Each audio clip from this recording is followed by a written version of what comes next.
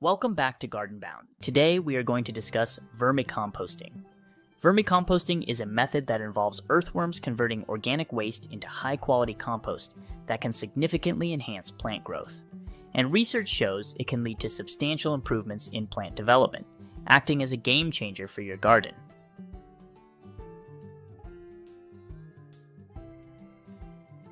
Today we'll guide you through setting up your own vermicomposting system. This process not only helps in managing organic waste, but also in significantly boosting your garden's productivity. Let's explore how to integrate this powerful tool into your gardening practice. Vermicomposting is an efficient method to transform everyday organic waste into highly beneficial worm castings, or vermicompost. As we hinted to earlier, research shows that plants grown in soil containing vermicompost can see a remarkable increase in shoot biomass by up to 78%, and root biomass by 57%. This compost enriches the soil with a balanced supply of essential nutrients like nitrogen, phosphorus, and potassium, critical for plant vitality. But what does this actually mean for your garden? Increased shoot and root biomass resulting from vermicomposting significantly benefits overall plant health and yield. A more extensive and robust root system, fostered by greater root biomass, enhances a plant's ability to absorb water and nutrients efficiently. This not only bolsters the plant's drought resistance, but also fortifies it against root diseases. On the other hand, an increase in shoot biomass leads to more foliage, which improves the plant's photosynthetic capacity due to a larger surface area for light absorption. This boost in photosynthesis accelerates growth and increases the plant's vigor. For crops, this enhanced biomass typically correlates with higher yields, as healthier roots support more robust above-ground growth, leading to an increase in fruit, vegetable, or grain production. Flowering plants may experience not just more, but larger and healthier blooms. Beyond individual plant health, these robust plants contribute to soil stability. Their expansive root systems help prevent erosion and improve the soil's moisture retention, enhancing the overall soil ecosystem. Moreover, plants with increased biomass are generally more resilient, better equipped to handle adverse conditions such as inclement weather, pest infestations, and diseases. This resilience is due to their enhanced ability to access and efficiently utilize available resources, as well as their increased capacity for energy storage, aiding in quicker recovery from stress. Vermicomposting not only improves soil quality and plant health, but it substantially reduces the volume of waste sent to landfills, thereby cutting down on methane emissions, a potent greenhouse gas. Additionally, vermicompost enriches the soil with a diversity of beneficial microorganisms. These microorganisms, introduced through the earthworm's digestive processes, play a crucial role in breaking down organic material, thereby boosting soil biodiversity and enhancing nutrient cycling. This biological activity is key to maintaining long-term soil health and resilience against plant diseases. The addition of worm castings to the soil significantly enhances its structure. Studies have noted that vermicompost can improve soil porosity and aggregate stability, which are essential for optimal root growth and efficient water infiltration. Enhanced soil structure also facilitates better aeration, preventing anaerobic conditions detrimental to plant health. Moreover, the high organic matter content in worm castings improves the soil's moisture retention capabilities, a benefit that is particularly crucial in arid regions, or for sandy soils that naturally struggle to retain water. This ability to hold moisture reduces the need for frequent watering, making gardening more sustainable and water efficient. To set up your vermicomposting bin, start by selecting the appropriate bin and location. Opt for a non-transparent, durable plastic bin, ideally sized between 10 to 18 gallons, depending on your organic waste output. The bin should have a secure lid to maintain necessary darkness and moisture, and to keep pests at bay. Position the bin in a cool, shaded area where temperatures are consistently between 55 degrees Fahrenheit and 75 degrees Fahrenheit, or 13 degrees Celsius to 24 degrees Celsius, to protect the worms from extreme temperatures. Next, prepare the bedding for your bin. You'll need shredded newspaper or office paper, avoid glossy prints and heavy inks, cocoa coir or peat moss to help retain moisture, and a handful of garden soil or finished compost to introduce beneficial microbes. Fill the bin about 3/4 full with your bedding materials. This typically equates to a bedding depth of about 8 to 12 inches, which allows enough room for the worms to move freely and process the organic material without the bedding compacting too densely. Moisten the shredded paper or cocoa coir until it has the dampness of a wrung-out sponge. The bedding should be moist, but not wet. Mix in the soil or compost to add grit and microorganisms, and fill the bin about 3/4 full with this mixture. Make sure to fluff up the bedding to prevent compaction and ensure good air circulation. You should replace the bedding in your vermicomposting bin every 6 to 9 months with new bedding that has been properly prepared. You can change the bedding by removing the top 5 to 6 inches, which is where most of the worms are, and turning the top 6 to 8 inches every 7 to 10 days to keep it loose.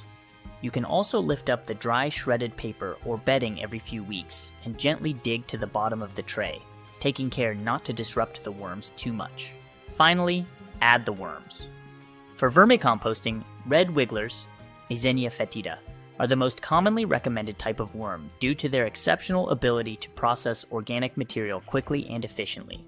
They thrive in the decomposing organic matter found in a compost bin, and unlike other earthworms that burrow deeply into the soil, red wigglers prefer the compost's surface layers, making them ideal for contained environments.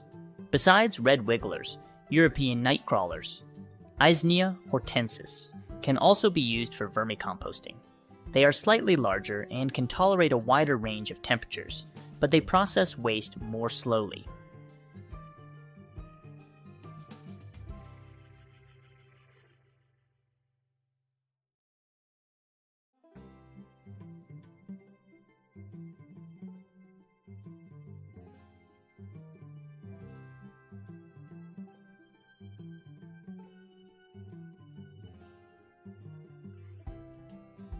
Both types are effective, but red wigglers are generally favored for their rapid composting speed and resilience in varied environmental conditions, making them the top choice for both novice and experienced vermicomposters looking to enhance their garden soil effectively. Keep in mind that you will need roughly 1 pound, about 1,000 worms, for a standard-sized bin. Spread the worms over the top of the moist bedding. They will naturally burrow into the material to escape light. Allow the worms a few days to acclimate before you begin feeding them, during which time they will start to process the bedding and organic waste.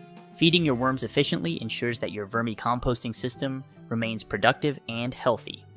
Focus on adding a balanced mix of fruit and vegetable scraps, which are excellent sources of nutrients for the worms.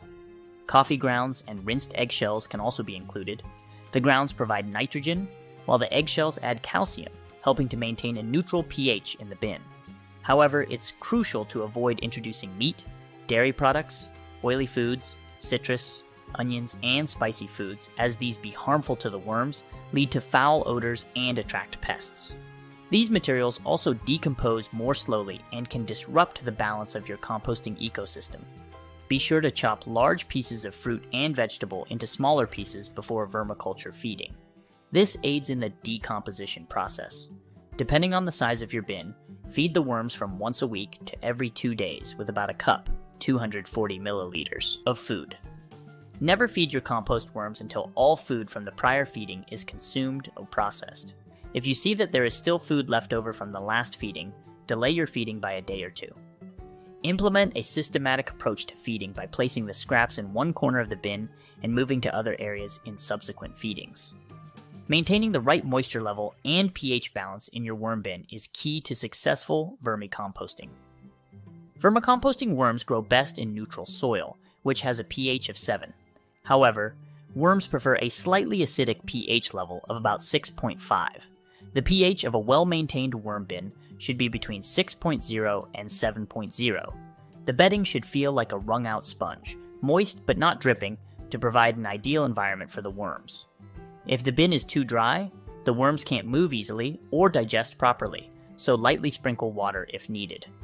Conversely, if too wet, add more dry, carbon-rich materials like shredded newspaper or cardboard to absorb excess moisture.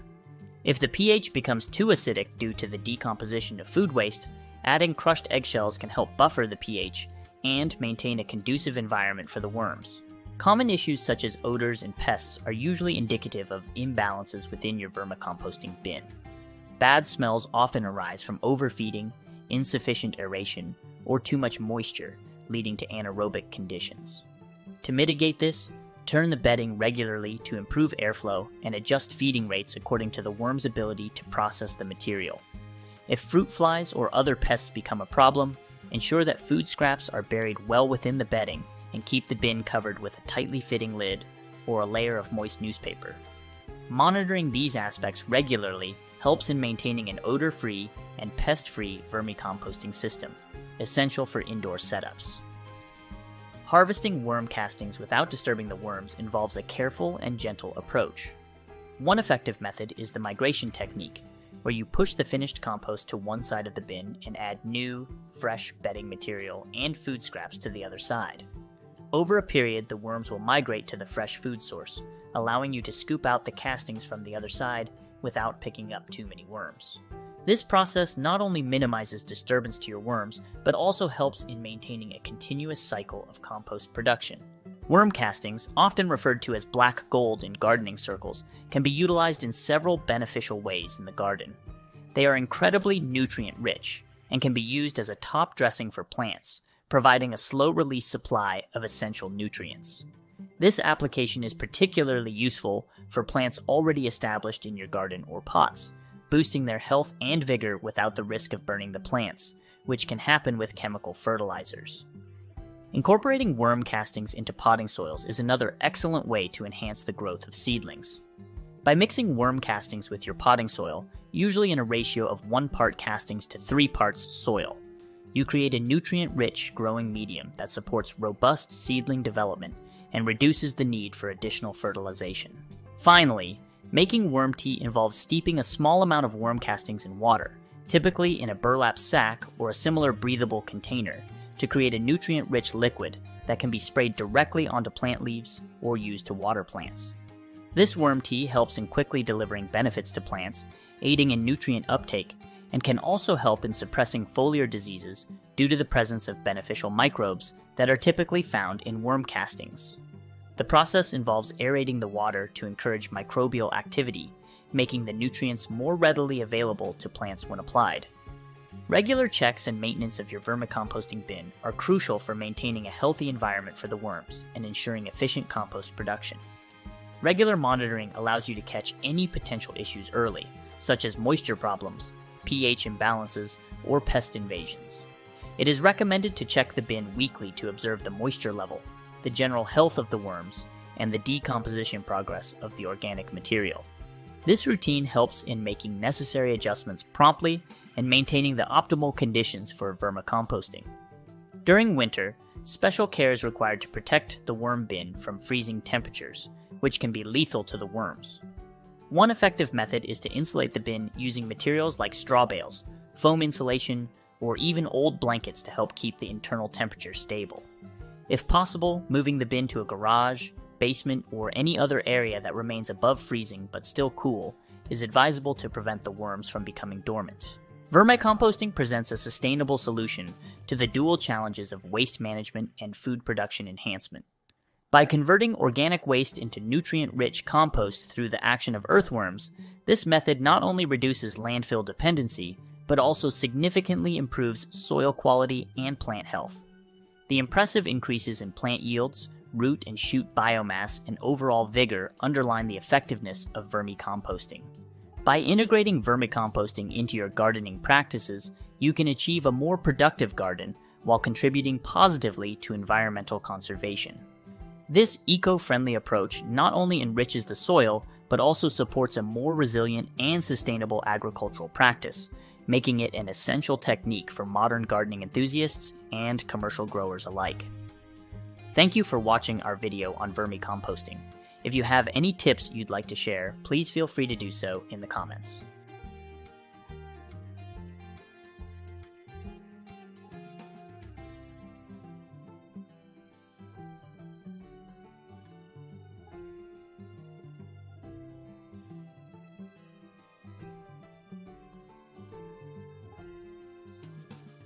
We love to connect with you guys.